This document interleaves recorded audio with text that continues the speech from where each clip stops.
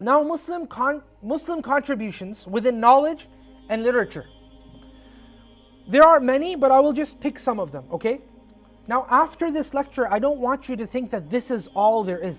Wallahi, if I had time, I would give 10, 20 lectures and I would still not finish. I'm giving you just a few things, okay? So, one of the things that really made a mark on the world as a whole and on what we know today to be modern medicine is a book written by a man named Ibn Sina, or known in the West as Avicenna.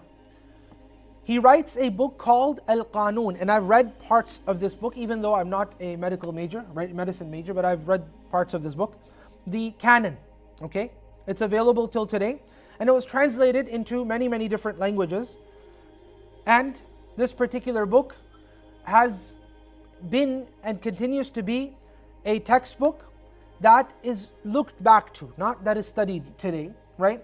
But from the 12th century till the 16th, 17th century, this was the staple textbook of medicine in the world, European and Eastern world. And similarly, Kitab al-Hawi by Al-Razi, which again, the 13th century onwards for several centuries continued to be the primary textbook in the world for medicine. They were both Muslim authors, okay?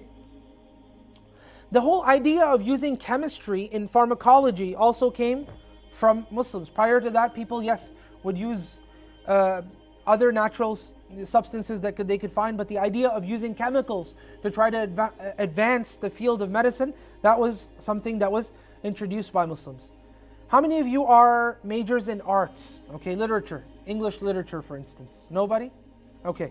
So, if you know the Shakespearean play, which goes by All is Well that Ends Well, that play was largely taken from a book by the name of Alfu Laylatin wa Layla, 1001 Nights, which was also translated several times. I believe 300 times it was printed within Europe over a few centuries, and it continues to be in print as well. 1001 Nights.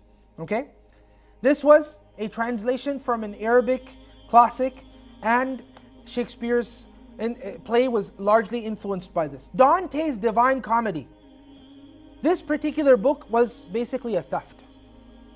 This is one of the premier or one of the best literary works that the Western civilization has produced. Okay? But in reality, this particular work was largely a theft. Okay?